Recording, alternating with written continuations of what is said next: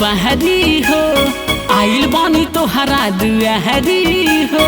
ए madam ये हो नया खेला नया पहरी हो, आइल बानी तोहरा दुआरी हो। ताजा बा हमरा पकड़ऊ पकार ले लो ताजा ताजा माल ले लो, मकई के बाल ले लो। ताजा ताजा माल ले लो, मकई के बाल ले लो।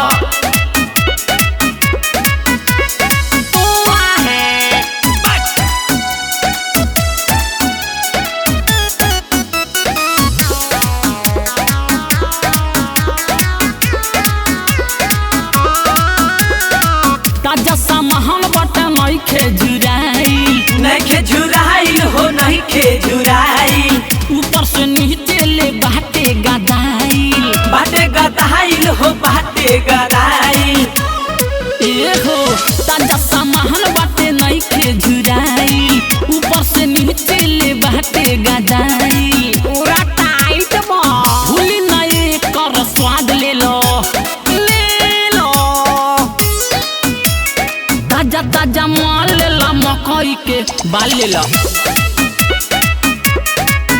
हो ताजा ताजा माल ले लो, मकई के बाल ले लो।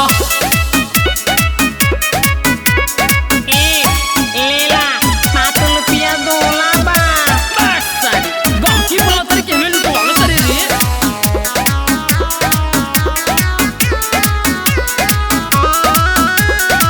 एहमे विटामिन ताकत बाटे भरपूर हो, भरपूर हो बाटे भरपूर हो।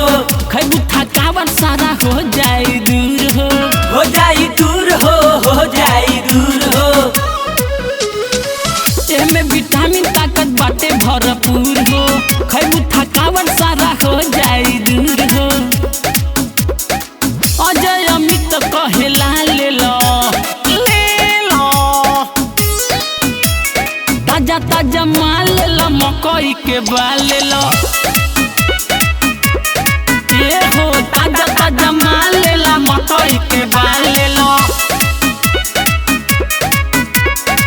ओके bye. Ajay music recording studio बरगढ़वा।